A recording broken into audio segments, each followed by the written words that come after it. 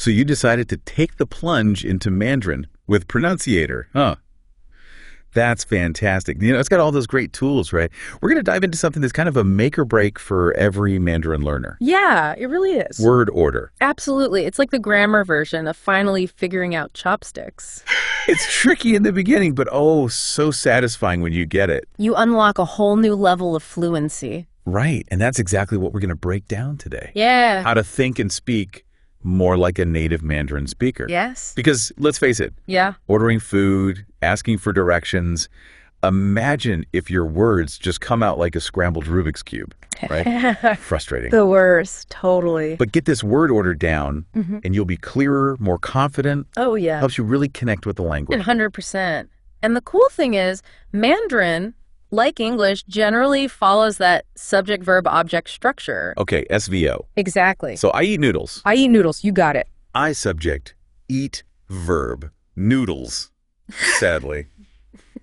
Not pizza this time, but the object. That's right. But I have a feeling that there wouldn't be a deep dive if it were exactly like English. Okay, you got me. So what makes Mandarin word order so unique then? It's all about where those extra little words and phrases like to hang out. So let's take time expressions, for example. In English, we toss those around like confetti, right? You do. Beginning, middle, end of a sentence, doesn't matter. Exactly. But Mandarin likes to be a bit more precise. Time expressions, usually right after the subject. Oh, interesting. So it's like setting the stage, establishing that when before you even get to the what. Exactly. It's like saying, hey, listener, we're talking about yesterday, and here's what happened yesterday. That is a really helpful way to think about it. So those time expressions, they're like little context clues. They are. Letting the listener know exactly when the action is happening. Yes. I like it. And this is where those pronunciator drills and personalized lessons can be super helpful because you can practice getting those time expressions in the right spot until it feels like second nature. Until it just clicks. Okay, so time expressions, they've got their special place in those Mandarin sentences. What about other types of words do they like to play musical chairs to? You bet they do. And you know those words that tell us how often something happens?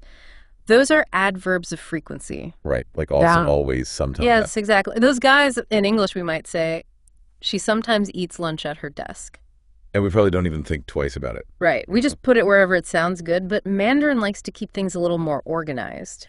Those frequency words usually go right before the verb. Gotcha. So it'd be more like, she sometimes eats lunch at her desk. You got it. It's like those adverbs are adding a little extra emphasis to that verb. It's like they're saying, this is how often she's doing this thing. Exactly. And this is where those 10,000 plus instructional phrases in Pronunciator really shine because you can start to see these patterns. Yeah. You get those repetitions, those different examples. And all those quizzes too, right? To test yourself. Yes, exactly. You can really test your knowledge. That's what's so cool about it. You can practice anywhere. Yeah. Anytime reinforce those grammar points, it's all right there. Absolutely. Are you ready for another curveball? Hit me with it. Yeah. I'm starting to feel like a Mandarin word order detective. Okay, let's talk about indirect objects. Indirect objects now, those are... Remember those? Vaguely remind me. Okay, so an indirect object is basically who or what is receiving the action of the verb. So in the sentence, I gave the book to my friend. Right. My friend would be your indirect object. Because they're on the receiving end of that book. Exactly. They are the lucky recipient. And in Mandarin, you typically put that indirect object before the verb. Oh, interesting. Yeah. So instead of I gave the book to my friend, it would be like I to my friend gave the book. Yes, exactly. It's a little different, isn't it? It is. But it makes the sentence flow in a really unique way. It does kind of sets the scene, Exactly. And Pronunciator's real-time chat could be super helpful for this because you can actually practice. With a real person. Yes. With native speakers, get that instant feedback. It's like having a pocket tutor. Exactly. And speaking of things that go before the verb in Mandarin, let's not forget about adverbs. Those descriptive words that tell us how an action happens.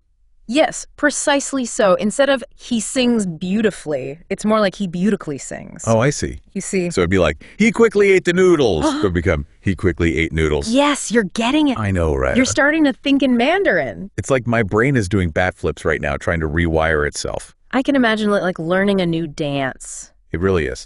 At first, the steps seem strange and awkward, but... You practice, you get that muscle memory, and eventually those movements, they become more natural. That's such a good way to put it. And that's what I love about Pronunciator's approach. They break it down into those bite-sized lessons, those drills. They make it manageable. It's like having a patient dance instructor who's there with you every step of the way. Yeah. Yeah, like they're right there cheering you on, giving you high fives as you trip over your own 2 feet. Exactly. And the more you get that rhythm down, the more you immerse yourself in it. Yeah. The more you're going to internalize it. It's going to become second nature. Exactly. So we talked about those time expressions, right?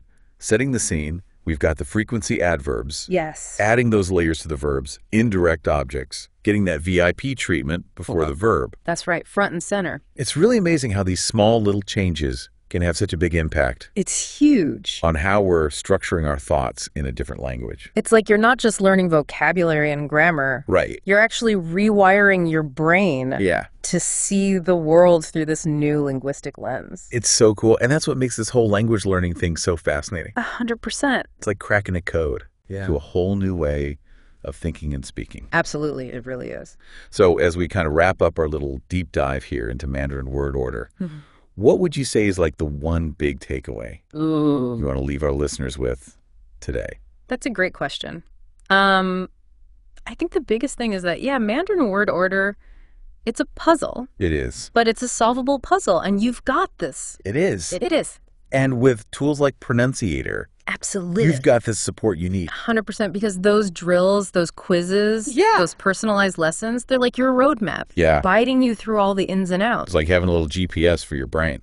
Exactly. And don't forget about the certifications. Yes. You can earn those Pronunciator certifications along the way. Those are so motivating. It's like... They are. Yeah, it's like gamifying the whole experience. It is. It's like a gold star. Exactly. For all that hard work. So to everyone out there who is on this Mandarin language journey with us... Yes. Embrace the challenge. Yeah. You got this. Celebrate the little victories. Small wins. Those aha moments. Yes. Keep practicing with Pronunciator. You've got this. You're going to do great.